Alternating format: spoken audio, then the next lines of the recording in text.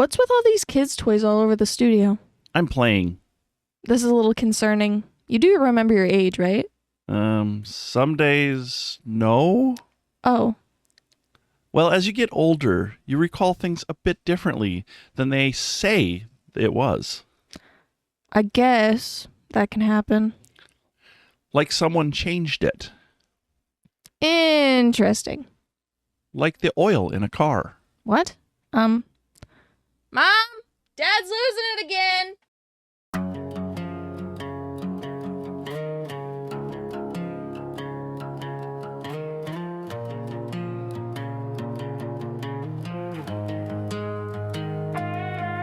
Why do people post to TikTok? What is a virtual classroom? Do you use AI? What is with all these fake posts? Did you go to an arcade? How many rental stores were there? What was a floppy disk? Did you hang out at the mall? From the class of 1996 with big hair, AOL, and whatever. And the class of 2026 with YouTube, smartphones, and mask mandates. You're listening to Midlife Young.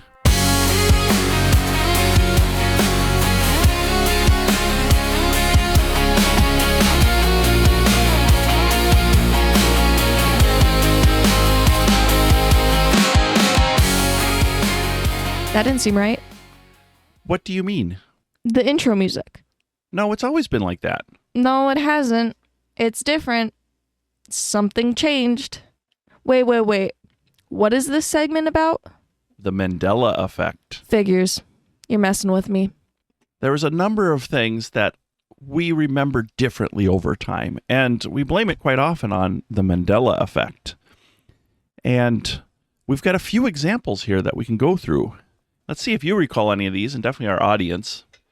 But some of these I do remember differently. First of all, let's go with Forrest Gump. So what a lot of us remember is the phrase, life is like a box of chocolates. Do you remember that phrase at all? No. You watch Forrest Gump? No. Really? It's a good movie. You gotta check it out sometime. Well, for our audience, there's probably a lot of members who do recognize Forrest Gump and the men. And the phrase actually was, life was like a box of chocolates. Now, why we misremember? It's because it's more like a present tense version, and so it kind of sticks better. You know, is versus was. Let's take a look at a candy now. You're familiar with Kit Kat, right? Yep. Does the Kit Kat have a dash between the Kit and the cat? No. Now, a lot of people actually remember it as Kit-Kat. Kit Kat. But in the U.S., the branding is actually Kit Kat with no hyphen in the logo. The reason we misremember this is because in early and foreign marks and the typographic habits, the hyphen looked right to many, and so it just was assumed it had it. Okay, how about Smokey the Bear? Do you know Smokey the Bear? Nope. Well, I just told you it wrong. Anyway, because we remember it as Smokey the Bear. It's not. It's officially Smokey Bear. There was a popular song and colloquial use that added the, and that's why we remember it wrong. Okay, the Berenstain Bears. Remember Mall of America? We go there and they had the Berenstain Bears area, which it's been replaced now. What is it? SpongeBob, I think it is. Well, the Berenstain Bears was spelt out with an A, not an E. And a lot of us think it's with an E. And we misremember it because the surname pattern of Steen is far more common and pronounced Steen. So our brains think it's spelt that way. And the last one, Jiffy Peanut Butter. You don't like peanut butter, do you? No. So you might not know this one anyway. But I sell peanut butter. So you're at least familiar with it. So is it Jif or Jiffy? Every time I've picked it up to give to a customer, it says Jiffy. So. Well, what many remembers Jiffy Peanut Butter. It's actually Jif. Go ahead, look it up on your phone right now. I'm going to look it up right now. Right now, because this is a good one. Because I thought every time I picked it up, it said Jiffy. Audience, she is searching her phone. So there's Jiffy corn muffin mix. Yep, there's also Jiffy Pop and Jiffy Baking Mix. But peanut butter is Jif. Look at that. Even to this day, the Mandela Effect messes with us.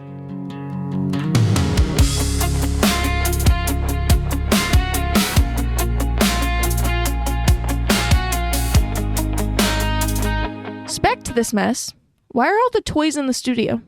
We are talking about popular toys. Did we just do that a few episodes ago? And don't blame the Mandela Effect on this one. Yes, we're revisiting the playful segment. We're going to take and go back and forth on 3 toy items. I'll do one from the 80s, and you do one from the 10s. Are we ready to rock and roll? Totally. All right. So back in the day, there was a toy called the Teddy Ruxpin. Nifty little bear. It was animatronic. And its mouth moved and eye synced with special cassette tapes. So you had to put these cassette tapes in the back and press play. And it would play the voice of Teddy the Ruxpin and tell Teddy how to react so that its eyes would blink and stuff like that to match with what it was saying. It was kind of a creepy looking thing, but it was popular back then. I picked Shopkins. They're tiny grocery and household themed collectible figures with cute faces. Kids love trading them and collecting entire seasons. Another popular toy was the Light Bright. And to be honest with you, I think Light Bright's been around a lot longer than the 80s. I'd have to look it up, but it was still even popular then. It was this triangle-shaped device where the front panel that faced you, so it faced you at an angle, had a whole bunch of holes in it.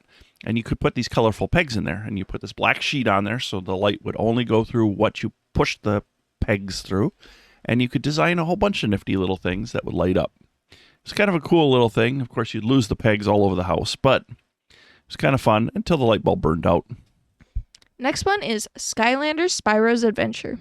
It's a game-to-life toy line requiring physical figures to unlock characters in a video game. Hugely influential on the toys-to-life genre. Let's shake it up with an Etch-a-Sketch.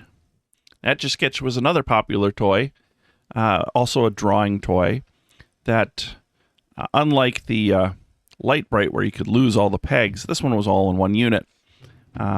2 little knobs at the bottom. It usually was that classic red with the gray screen in the center, and you could draw with the 2 little knobs all you wanted, and then when you wanted to erase it, you just shook it up, and it cleared that board, and you could start all over again. American Girl Dolls 2010s editions. High-quality historical and modern dolls, plus accessories and elaborate playsets. The Girl of the Year line kept excitement high.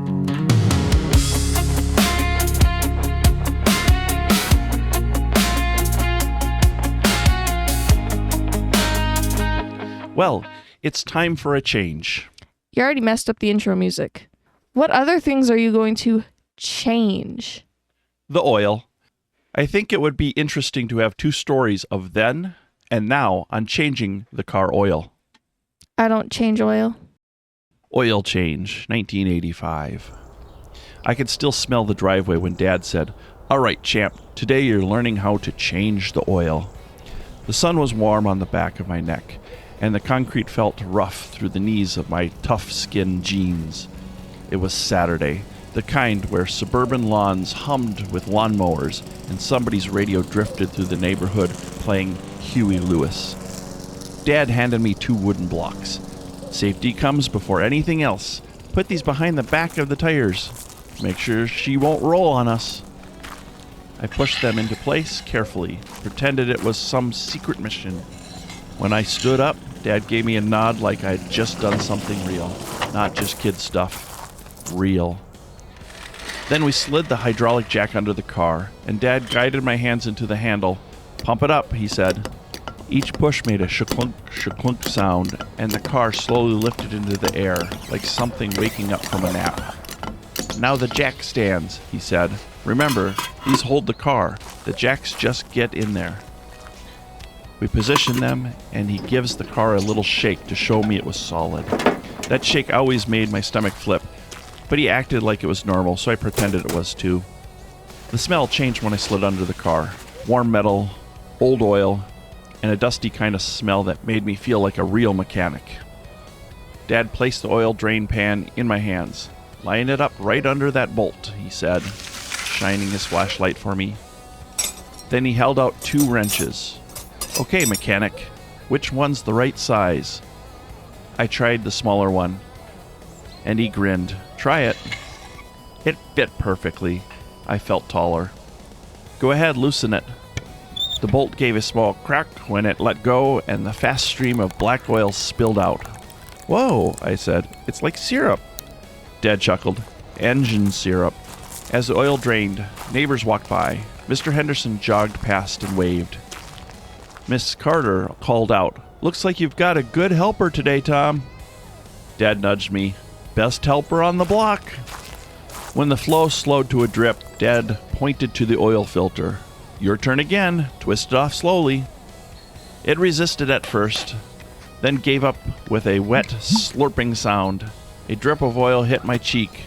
Dad wiped it off with one of his old rock band t-shirts he used for rags. Before putting on the new filter, he poured fresh golden oil inside it. "Makes the engine happy," he said. We tightened the drain bolt, checked it again, then crawled into the sunlight, blinking like moles. I pumped the jack to lift the car enough for Dad to slide the stands out. Lowering it felt like bringing the airplane in for a landing. Under the hood, the engine clicked softly as it cooled. Dad pulled the dipstick and waved it like a sword. "Not enough yet. Time to fix that."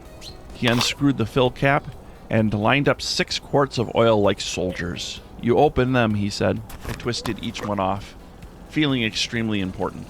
Dad poured them in, steady and careful. A few drops spilled, making a warm, sharp smell rising up from the engine. "We'll wipe it all clean." When we were done, our hands were glossy black with oil.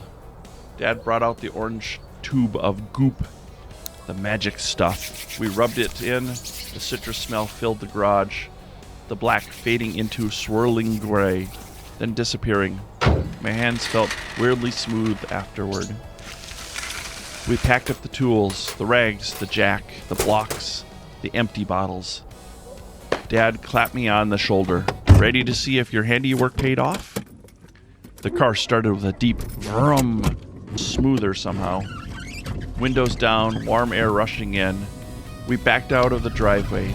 Dad nodded, satisfied. "Feels good. You did real good work today." I looked at my clean, kinda clean, hands, still smelling faintly like goop and engine oil. My chest puffed up. "Yep," I said. "I think we are a good team." Dad smiled without taking his eyes off the road. "We always have been."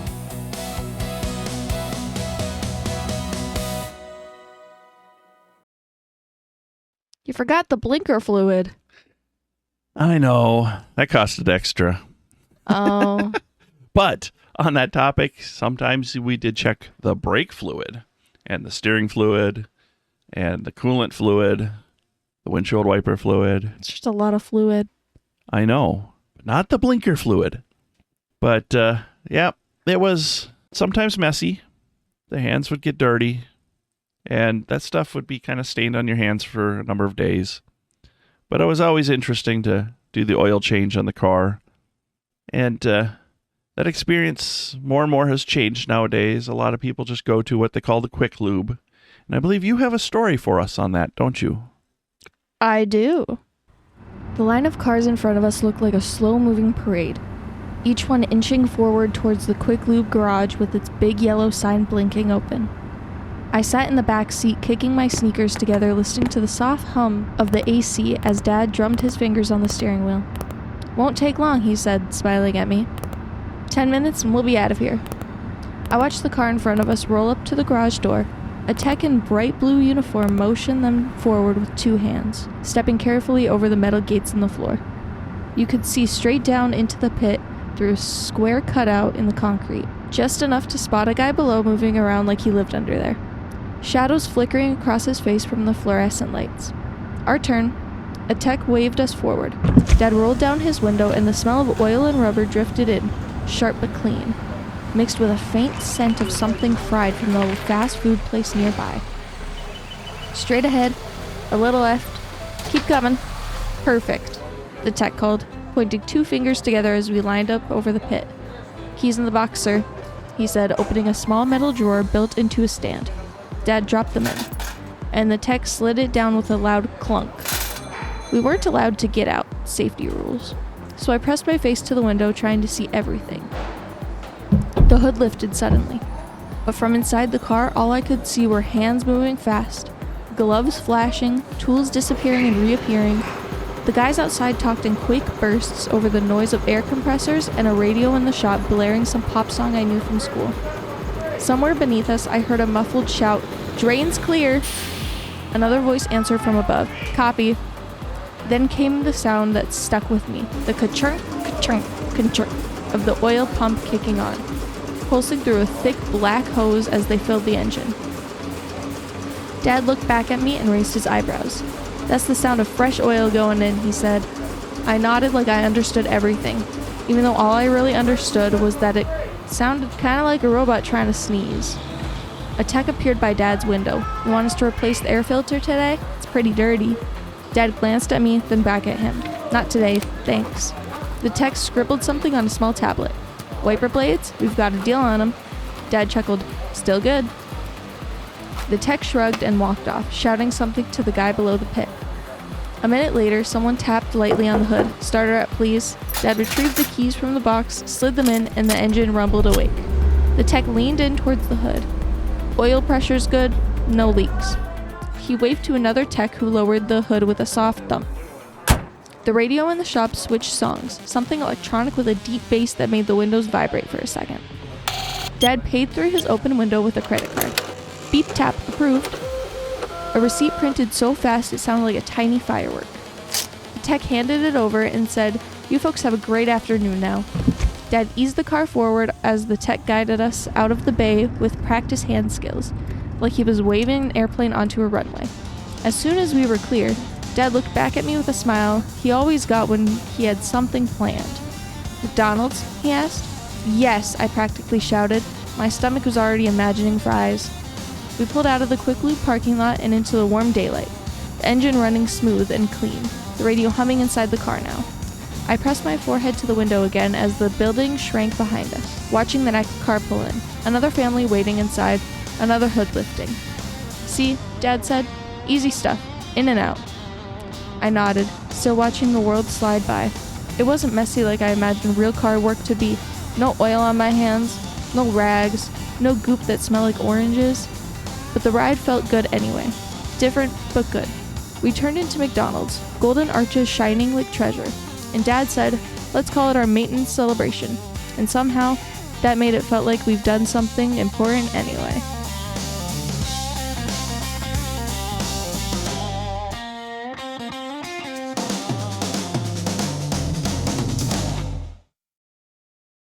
So it sounded like a robot trying to sneeze? I suppose so. I guess I never thought of it that way. But yeah, quick lubes, they're quick, a lot cleaner. But there's something about just being able to get down there and do it yourself, you know? I think a lot of us have gotten away from that and missed that opportunity. I've never done it, so I can't really say anything about that. Yeah, and now with the new modern cars, battery-operated Teslas and everything else, oil changes are becoming less and less. That's true.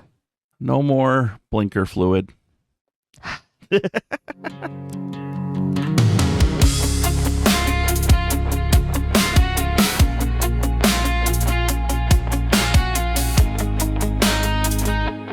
Welcome back. In our next segment, we are going to talk about popular toys. Didn't we just do that? No, it's the next segment. We haven't done it yet. You only think we have. But I'm sure... I'm just messing with you. Like how you messed with the intro music. Oh, okay. So we did do that already. Yes, we did. Now go fix the intro music before the next episode. And to our audience, let us know in the comments any Mandela effects that have bothered you lately. And your oil change stories. And any nostalgic stories from toys from your youth. Until next time. You don't mess with our ending music, did you? We'll find out. Great. From the class of 1996. And the class of 2026. This has been Midlife Young. Don't miss out on future episodes by subscribing to our podcast. And find us online at midlifeyoung.com. Thank you for listening.